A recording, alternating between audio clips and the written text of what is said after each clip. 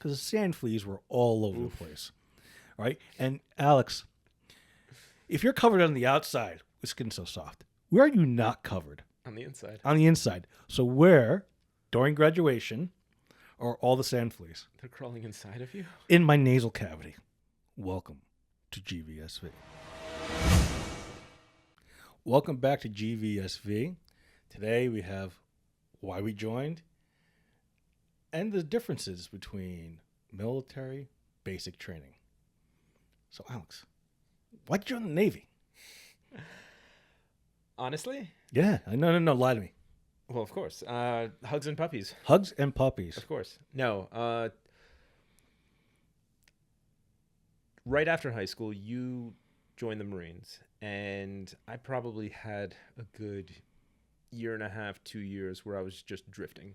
Okay. I attempted going to college. I wasn't really attending class, and then after a while of just kind of spinning my wheels, I remember sitting at home watching TV, and the recruiting commercial for the Navy came up. And back in the late 90s, their entire recruiting pitch was join the Navy, see the world.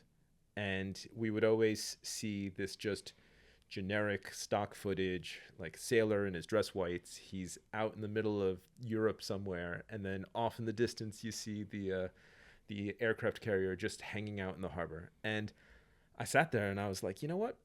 I do want to see the world. I want to get away from my parents. I want, and to sweeten the deal, they were always offering money for college.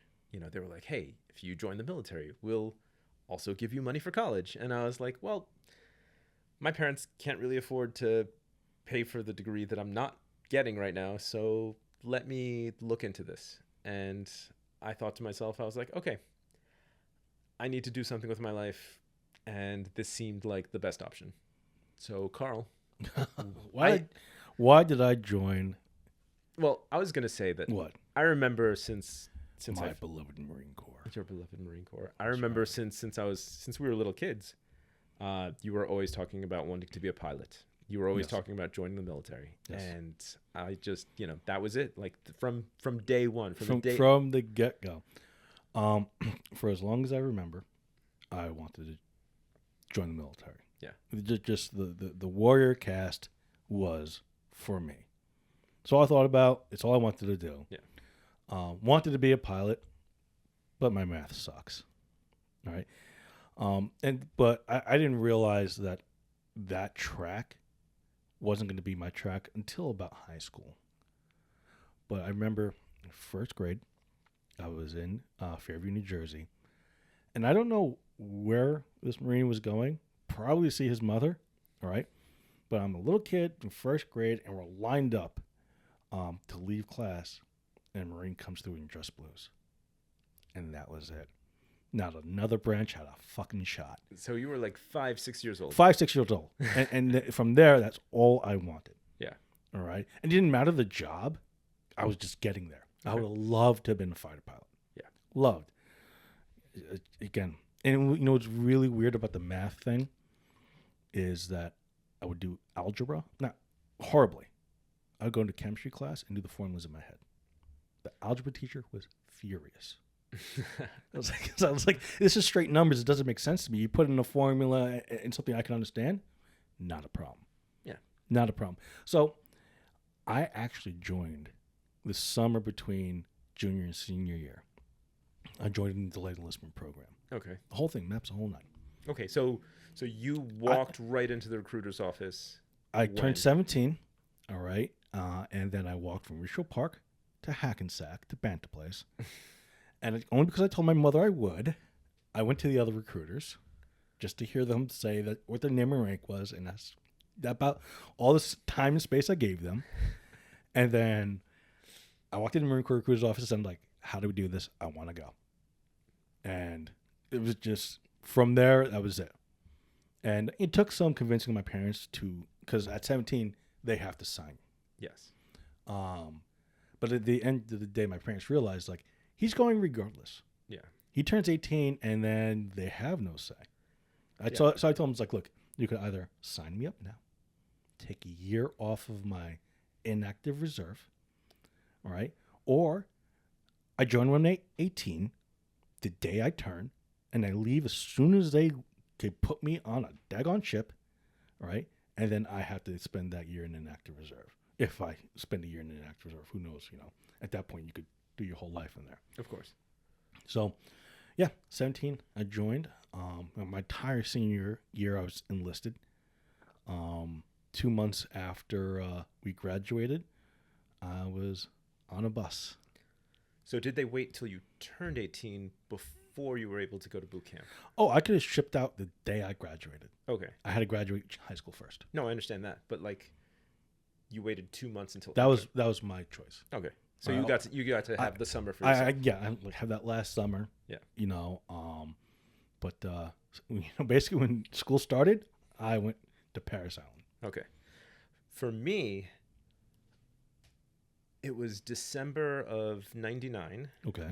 I pretty much went down to the recruiter's office in Hackensack without telling anybody. And I went online. I did a little bit of research. I took the practice ASVAB on my own. Mm-hmm. And then when I showed up to the recruiter's office, they were like, oh, okay, here's this practice ASVAB. For anybody who doesn't know, Armed Services Vocational Aptitude Battery Test, which is the test that all of them, all the service members have to take. And I take this practice test, and he looks at me and he's like, you do realize you just scored higher than the other 3 guys in here combined. And I was like, you're lying to me. I was like, that's not feasible. And he was like, no, you don't understand. You scored a 92 out of 100. The score to get in, the minimum score is a 30. Those 3 guys did not make it in. And I was like, what? I have friends who are currently recruiters telling me about 6s and 9s. How? I'm not going to say which school system they came out of. Okay. But just let's say it's not a great school system. Okay. Right? But yeah. And we're talking a month ago. I was told the story. Oh no. Yeah. So I get, I passed the practice HASVAB. They want me to go to MEPS, which is Military Enlistment Processing Station. For me, they sent me to Fort Hamilton in Brooklyn. Really? Yes. I wonder when they stopped sending folks to Philadelphia. Okay, so from North Jersey, they sent you all the way down to Philly. Okay. For the ASVAB and for processing. I went down to Paris Island from Philly. Interesting. No. Okay, so you went to Brooklyn. They're still going to Brooklyn. Yeah, they pretty much kept us up in a hotel in Staten Island overnight. Okay. And then they pretty much bussed us over to Brooklyn to do the entire MEPS process. I can't even remember. No, there was no hotel. My recruiter picked me up at the house. And just dropped you off in Philly. Dropped us off at MEPS in Philly. We processed. We got on a bus to a plane. And oof. Got on a bus to a plane, to another bus. All right. To take us to Paris Island. Paris Island. Yeah. No, so for me, I took the ASVAB. Mm-hmm. And then because I scored, I also got like a 91, 92. Mm-hmm. They wanted me to take a second test. So then they wanted to see whether or not I qualified for a more advanced academic program. And once I proved to them that, okay, I did pass the nuclear training program test as well, then they were like, okay, so we want you to sign on for this. And I was like, well, I see all the commercials. I know I get a bonus if I qualify. So what do I qualify for? And they're like, we can give you $12,000. Okay. And I was like, I'll take it. I didn't even ask for a bonus. Well, the thing is that I asked, where do I sign? No, listen. I'm doing this. I'm doing this for school, and I'm doing this for money for school. I get that. I I didn't score too much lower than you. Yeah. All right. And I didn't take a secondary test because they don't have that program in the Marine Corps. But you guys have NBC. We do have NBC. There's two things I couldn't do in the Marine Corps. Okay. Accounting. Both things have to do with math. Math. Accounting and NBC. For those who don't know, is nuclear, biological, chemical. Yeah. Those two job fields are the only two job fields in the Marine Corps I couldn't go into. Okay. But, I mean, it's not like you didn't even want to. I mean, you wanted aviation, didn't you? There's a few things I wanted. I was interested in computer sciences. Okay. Aviation, of course. The recruiter's like, why don't you become a field radio operator? Well, again, he was trying to fill his slots, right? Okay. So quotas. Yeah, quotas. And I was like, if you want me to be a grunt, I got no problems with that. But you're not putting an antenna above my head. Because back then, all I saw when you talk about field radio operators, in the movies, a field radio operator, especially like a Full Metal Jacket and whatnot, they had this big antenna over their head for the radio. It's like, no. I want to be as small as humanly possible if somebody's shooting at me. It's like, no, you're not doing that. Okay. How about this, that, and the other? And I ended up choosing aviation. Okay. All right. And I had a guaranteed contract for a school in aviation. I just didn't know, in the Navy, I think they, like, at least now, they guarantee you a school spot at a specific job. In the Marine Corps, they promise you a school spot within a specific field. Okay. So in the Marine Corps, it's not like you guys have like bossman's mates and different rates, right? Yeah. So every job is based on our rate. Okay. And so for me as an electrician, I was an electrician's mate. Okay. So my rating was EM. Got it. So aviation, the field for aviation is 6,100. Okay. Okay. And then the next two numbers, all right, determines what exactly you're doing in 6,100. So everyone in aviation in the Marines starts with 6,100. For a lot. Okay. Right. So there's a couple different, like I think 6,000 as well. Okay. In aviation, all right. But basically, the way it works in the Marine Corps, your score determines how high up on the scale you can go. Okay. Okay. So 6,000 and 6,100, there might not be any difference on the line score or the GT score, but the line scores are different.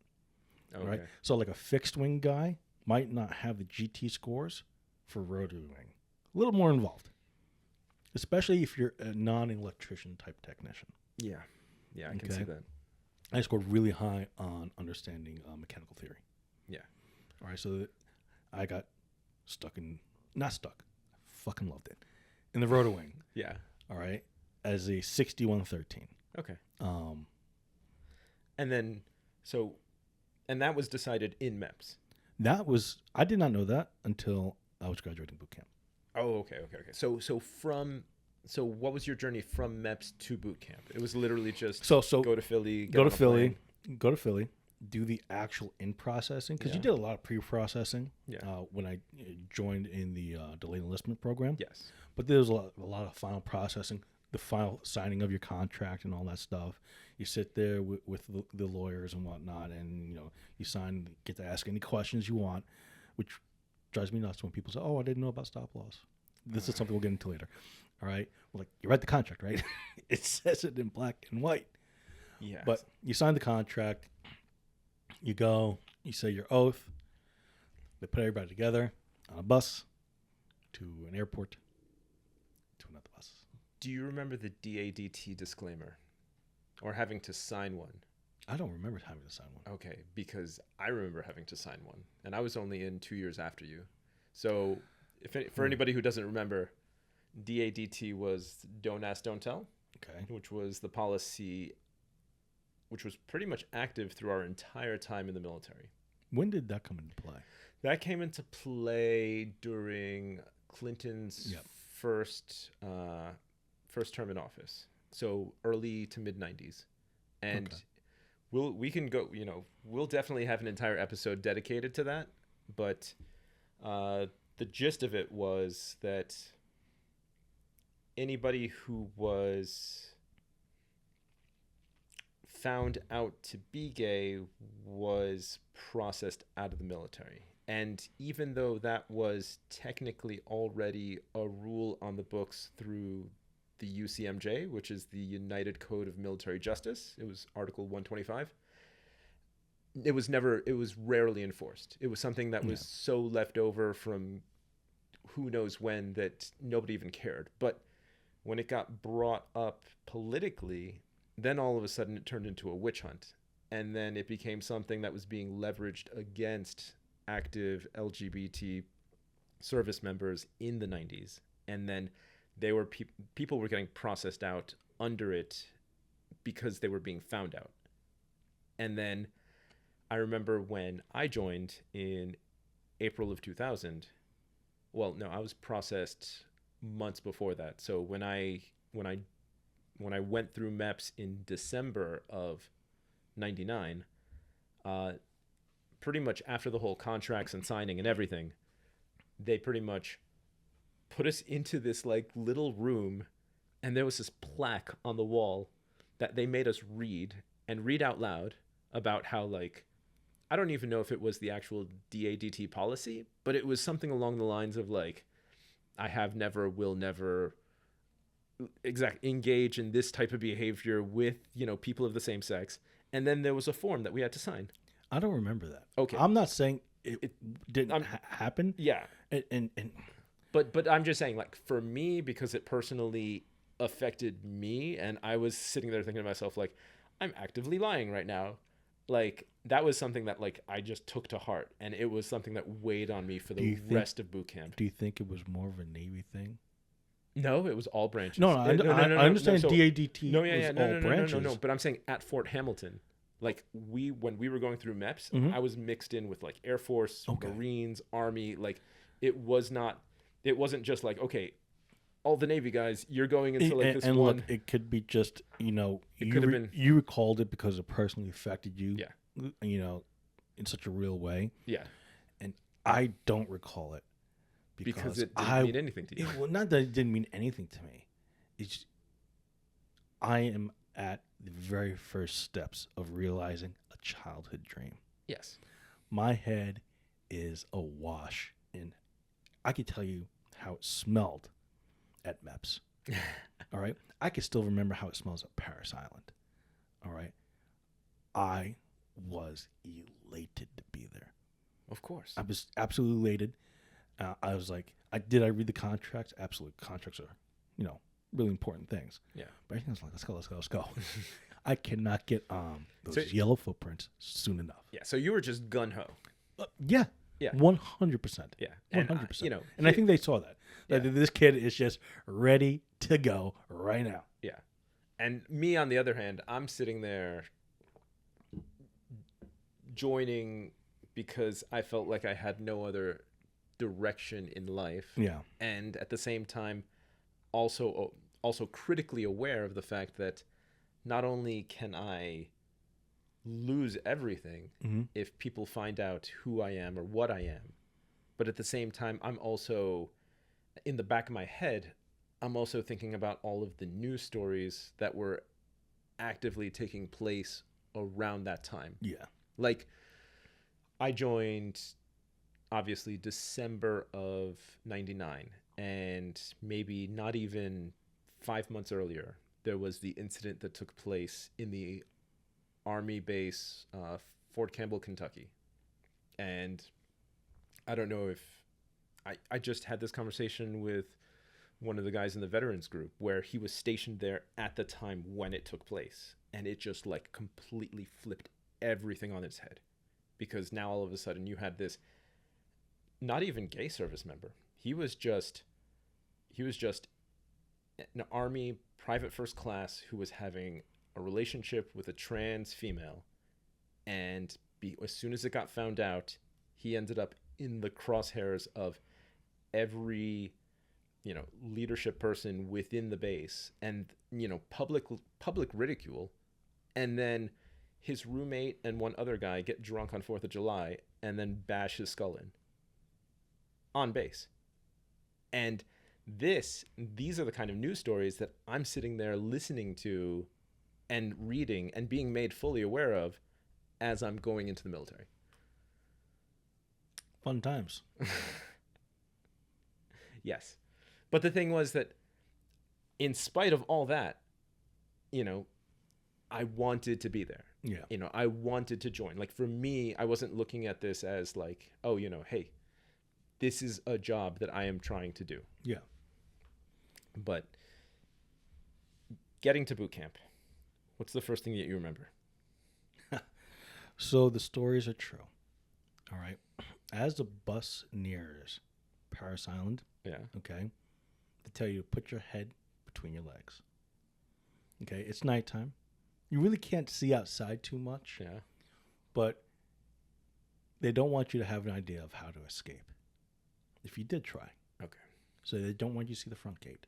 They don't want you to see the roads around the front gate. Okay. So you get told, put your head between your legs. So everybody puts their head between their legs. I don't know if they still do it. I heard they do. And once you're through the gate, you're clear. You come through. Silence. You hear a pin drop. The doors for the bus opens, and there stands on the bus a drill instructor. Get off my bus. And now you're like moving, right? Drop your gear, get your gear over here, line up. And now it's just yelling. It's like hitting the fan. Yeah. All right. But now you're standing on the legendary yellow footprints at Paris Island. All right. And then they start dressing you as recruit. So I have no idea what these yellow footprints are. Oh, boy. Okay. So in front of the processing station, the in-processing building at Paris Island, there is a platoon of yellow footprints. Okay. That are in perfect alignment and adjustment with each other. Yeah. Okay. Every Marine that has ever passed through the gates of Paris Island has stepped on those yellow footprints. Okay. And that's pretty much day one. That is like the second memory you have becoming a Marine. The first memory is the drill instructor getting on the bus and getting you off the bus. All right. But then you're being told to step onto the yellow footprints. Yeah. And you have your gear, and you have, a bunch of civilian kids. All right. And back then, it was segregated. Right. Yes. Only dudes. Right. Women were not mixed in. So were women part of the Marines at the time? Absolutely. 100%. And where did they go? Paris Island. Okay. So, but just a different part of the base? Yeah. So they in-processed in the same place. Yeah. Okay. But their barracks were in a different place. And you didn't see the females much at all. You might have saw them during marksmanship training and maybe in passing. But that was it. Your training was... Now it's different. The only thing that's separated at Paris Island right now is your barracks. Okay. But everything else is integrated. Yeah. I think with respect to the Navy, the women that would join enlisted Navy back in 99 or early 2000, they would end up in their own divisions, and then we would just cross past them. Like, the base wasn't that big. And Paris Island's not big at all. No. The women were training at a 4th Battalion. Okay. But, like, they would have, like, their own building and their own barracks for themselves. But then we would, as we were marching around base, we would always just kind of, like, walk past them. Or we would see them in line for the chow hall. Yeah, I mean, there's that. Yeah. But there was no, like, we're training together. Yeah, we didn't train together either. We didn't really... From what I understand now, they train together, which is, I mean, which you makes have, sense. You have to train how you fight, right? Yeah. And since now women could join all the different MOSs, they have to be able to do all the different things. Yeah. So just if you're going to have integrated military, might as well integrate it at the beginning. Which makes sense. Which makes sense, right? Like I said, you train how you fight. So for me, getting to boot camp, I remember, well, even before we left MEPS or before we left the airport, we had somebody just wash out. That's like, I'm not doing this. Well, she had a panic attack. We were at the airport. We're getting ready to board, and she just lost it. And to this day, like that's one of those key memories that just stuck in there. I was like, well, there goes Dawn. And then we all got on the plane. And when we got to Great Lakes, just north of Chicago. What time of year is this? Oh God, this was, so I enlisted in December, but I made sure that I didn't leave until April. Okay. So Smart man. Oh yeah. No. Chicago. Oh no. Jesus. During the winter? Yeah. No. Absolutely not. So what ended up happening was it was the beginning of spring, and then by the time, because it's a Navy boot camp 8 weeks long, so by the time I got out, it was still like right before summer started. So Okay. it was just the perfect weather. It wasn't too cold, and it didn't get too hot. So I was absolutely happy about that. And I graduated in December of 1998 in short sleeves. yeah, but you were in South Carolina. I'm just saying. I know. December. I think it was December 15th or 16th, 1998. Yeah, no, I was Short sleeves, covered in this like oil of Olay product called Skin So Soft, because the sand fleas were all over the place. Right? And Alex, if you're covered on the outside with Skin So Soft, where are you not covered? on the inside. On the inside. So where, during graduation, are all the sand fleas? They're crawling inside of you. In my nasal cavity. And we had to stand perfectly still. Oh, they're in my nasal cavity. I could feel like out of a horror movie. These things crawling inside my head. And my hands are shaking just a little bit because I just want to get them down. Of course. Yeah, but if they get down far enough, I'd swallow them. Oh, that's disgusting. It's the Marine Corps. Okay. But from the beginning of boot camp, pretty much we obviously didn't have any yellow footprints for us, but I remember it seemed like the biggest concern that everybody had was urinalysis. Just wait for this. Okay. We get off the bus. We're all lined up in front of the processing building, and our recruit division commander comes out, and he's got this giant garbage can, and he's like, if you got any contraband or you got anything that needs to be thrown away, you throw it out now. Like, you can't have any food, any drink, any whatever. And all of these people are just throwing out like gallons worth of cranberry juice. And I'm sitting there and I'm like, are you people serious? Like, do you really think that, trying to wash out your system at the 11th hour is going to like fix like whether or not you did drugs? And unfortunately, for the next hour and a half, they pretty much just had us waiting in this like holding area for us to give a sample. Like that was it. Day one, step one. Like that was it. That was what they wanted. They wanted us to like provide a sample. And it was if you don't have to go, you pretty much walk around this room, and every time you stop at the water fountain, you drink as much as you can, and then you keep walking around the room.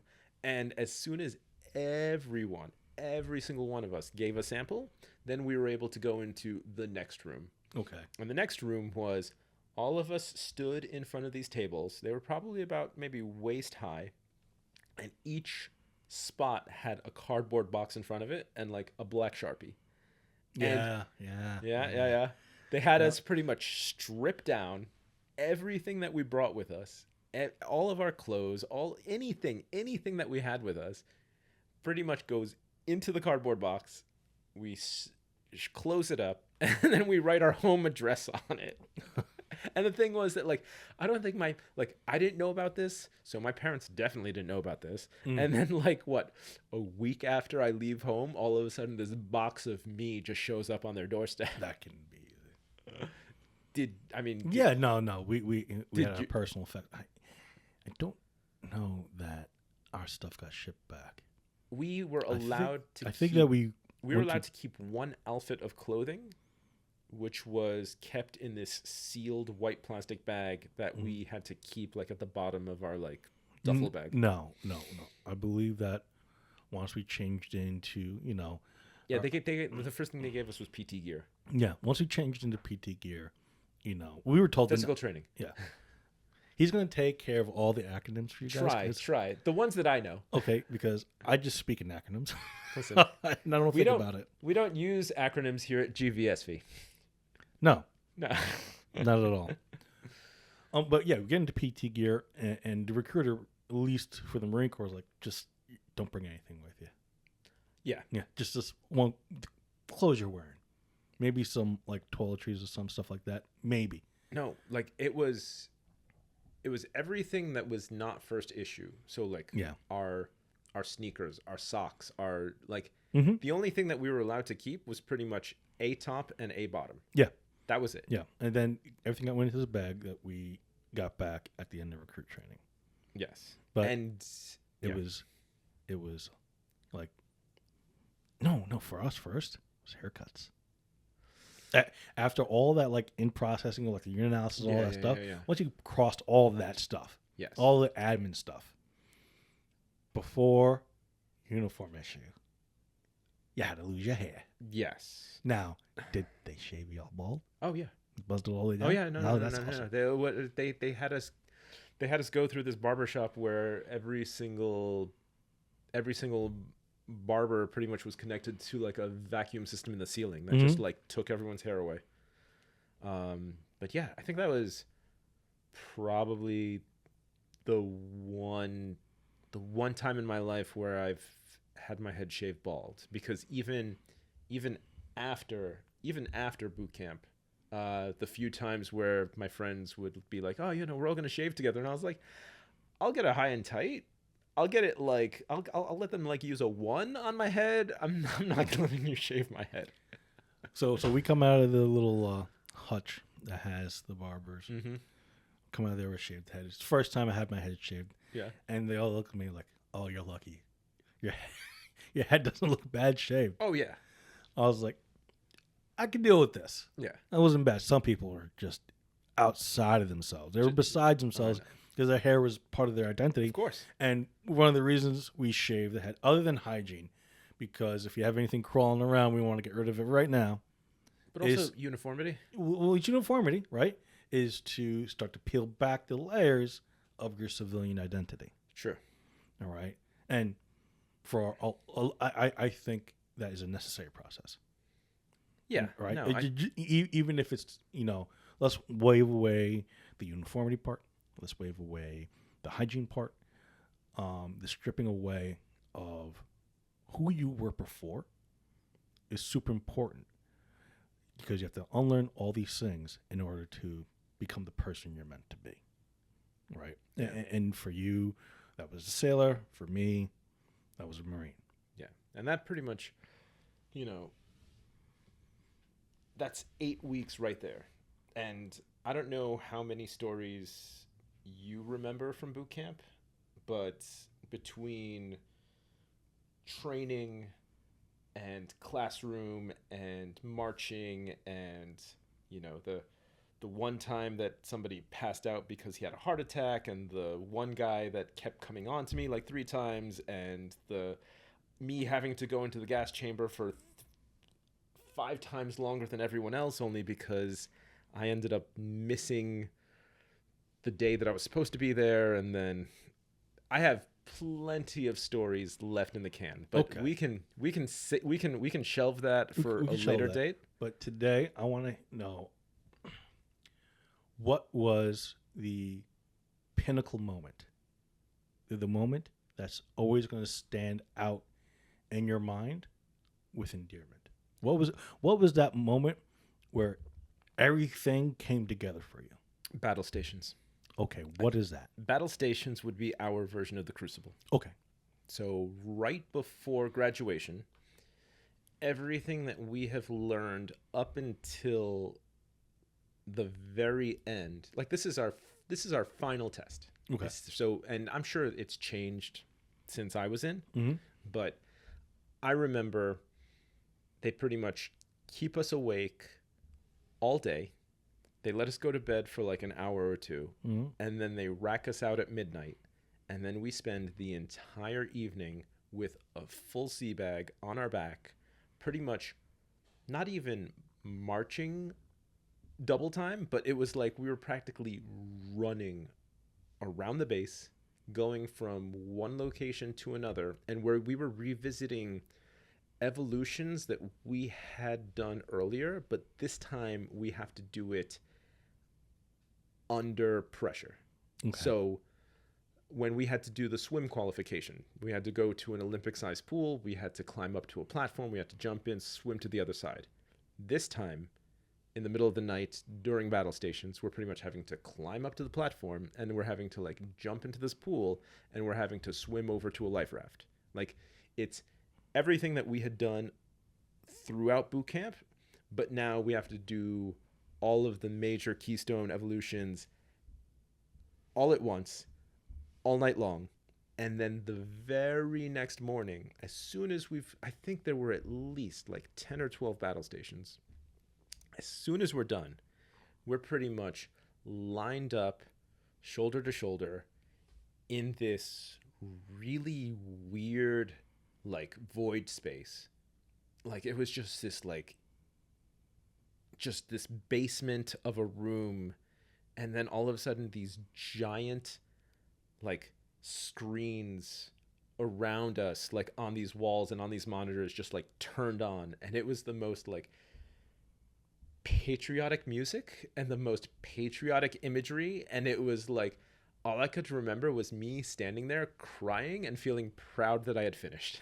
Gotcha. Like, that was, like, that moment right there, when I think back to boot camp, is, like, the moment where I felt to myself, like, not graduation, not, you know, not Captain's Cup, not anything else. It was just, like, that moment right there at the end of battle stations. Like, the sun had just come up. We are standing, like, in formation in this, like, crazy AV basement, and we're just being bombarded with these images and these sounds and this music, and I just, like, couldn't stop crying, and I never felt prouder of, like, just to be there. Yeah. And that was it for me. So what about you? The Crucible is a 3-day mock war. Okay. It starts with an evolution of a forced march, which we call hump, which is what you've seen Marines carry: a full pack out, flak jackets, Kevlar, gas mask, your weapon, and ammunition, which is just magazines. That forced march, I can't remember how long it was, but by mile 3, I had pulled my hamstring. Ooh. I couldn't bring my right leg forward of my body, and there was no freaking way I was going to cycle backwards. So I just kept going through it. What do you mean by cycle backwards? I wasn't going to wash out of the Crucible. So to cycle back, does that mean that they would have kicked you into a different division? Platoon, yeah. Okay. Yeah. Earlier within the program? Yeah. For us, it was called ASMO, ASMO. Okay. And I don't remember what the acronym is. Okay. That's it. That's the first one. There you go. We'll keep a tab. Fail. 1. Recruit was instructed but does not know.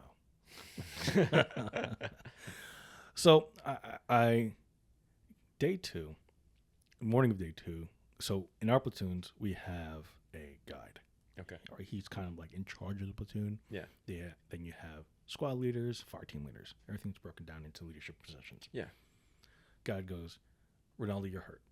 I'm like, yeah. You need to go talk to the senior drill instructor. Absolutely not. There's no way I'm getting cycled back. He goes, you need to talk to the senior drill instructor. Okay? Everybody sees how hurt you are. Mm-hmm. I said, absolutely fucking not. There's no fucking way. So he goes to me. Okay. He tells the senior drill instructor. Senior drill instructor comes up to me. Goes, Ronaldo, you're hurt? I'm like, this recruit hurt something in his leg, pulled it on. There was a root in a swamp that we were marching through. Yeah. And it just pulled wrong. And he goes, you're going to medical. And I'm like, so this recruit, you're going to medical. You're not getting cycled back. Go to fucking medical and get the fuck back here. I go to medical. Yeah. The corpsman, Doc. Yeah. All right. This is where I get introduced to the miracle drug that is 800 milligram Motrin. He says, pop 2 of these. And they gave me a packet of, if you remember the power gel? Remember the guys who made power bars? No, Remember, you don't remember like the meal replacement power bar things? we didn't. I don't. We didn't have that. But these were civilian things. No. I was always into fitness. So I know all the supplements from 3 decades ago. Anyway, it was a meal replacement bar, but they also had a gel product, Okay. right, which was high in calories and stuff like Talking that. about like just the little pouches that you twist No, and yeah, he goes like the things that runners take when they're like. nowadays, yes, Like I know what those are. but this was like the first iteration of them. Okay. All right, so take this Motrin, take this. All right, at the end of today, take 2 more, take this. Beginning tomorrow, take 2 more, take this. It hurt less. Yes. All right, and it was manageable. Yes. But I got through the Crucible. Now, the Crucible is a bunch of evolutions that you've never done before. And you have to do it without instruction. Interesting. All right. Now, we've been trained how to problem solve and get around similar things. But these obstacles, these challenges, were not anything we've seen in its exact state. So we'd have to get together with our team and get through these obstacles. So what would make, so just give me an example of something that would be different than how you were trained to do it. I mean, so the obstacle itself, the challenge itself, Yeah. was not something that we've done before. Okay. All right. But working as a team, thinking as a team, and executing a plan is something that we've been training for the past 11 weeks, 10 weeks. So is Marine Boot Camp 10 weeks long? 12. Okay. It's 12 weeks long. Yeah. All right. So you figure all the way from beginning through marksmanship training, all the way up to the Crucible, you're being trained how to work and think like a team. All right. Not to wait on the instructions of your superior officers, which would be the drill instructors. Yeah. Right. Despite what people think, the Marine Corps wants to create thinking Marines, not just soldiers who just follow orders blindly. Right. They need problem solvers who can shoot. You know, but it's true. All right. So we go through this together as a team. All right. When people are hurt, we bring them along. If people are lagging behind, we put them, like the people who were having a hard time carrying the logs and stuff. All right. We'd find, you know, the stronger people and put them in between where maybe there wasn't so much weight on them. Yeah. But they can make it through. And that carries into like outside of boot camp, because you're always going to find a way to set your people up for success and find a way to elevate people. Not like you're not carrying people who can't do the job, but you're helping people who have the heart to do the job, but like the hurt. So the ability to leverage people's strengths. 100%. Exactly. 100%. Which is, I mean, at the end of the day, that's just good leadership. Again, that's what the Marine Corps is trying to foster Yeah. in those young recruits, is the idea of servant leadership. All right. And so you go through this 3-day mock war where you've barely eaten, you're sleep deprived, you're muddy, you're dirty, your camis are just caked up, blood, Sand fleas. you know, and we're marching back across the parade deck at night, and the sun's just coming up over, and I believe it's the Iwo Jima Monument. And this base. is day 3. This is at the end of day 3. Okay. So if you made it to this point, you're marching back, you're there. Yeah. They follow us all up, right? And I'm getting goosebumps just thinking about it. The sun's coming up over my left, all right, in front of us. So it's like this kind of broadscape of, you know, hues of oranges and pinks and purples over the sky, all right? And it's early December, and it's kind of chilly out, all right? And you're tired as heck.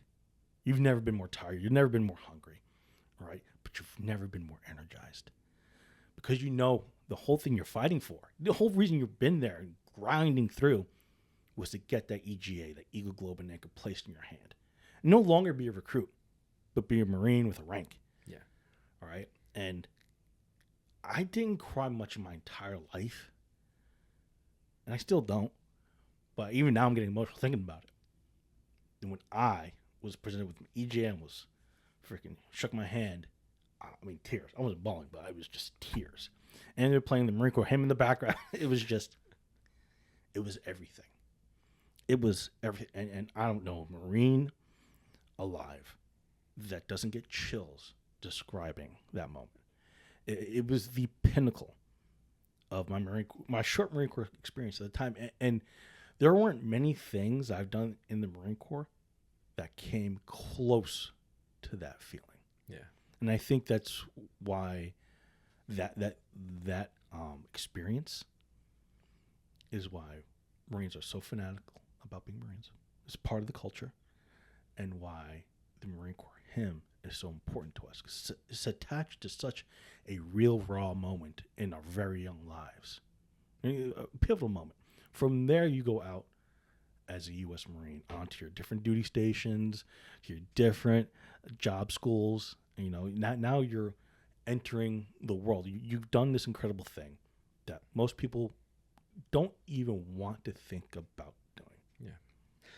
And if you'd like to hear more about us going off into our first training commands, our first duty stations, our first deployments, definitely stay tuned in, where we'd like to do a lot more of this in the future. And if you could, help us subscribe, and, give us any comments, any feedback that we can take. We'd definitely love to bring that on. So yeah.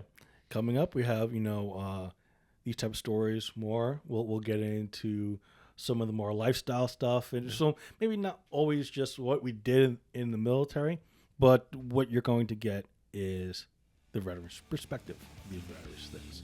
Okay. Thanks for tuning in. Thanks a lot. So 1, 2, 3, let's go.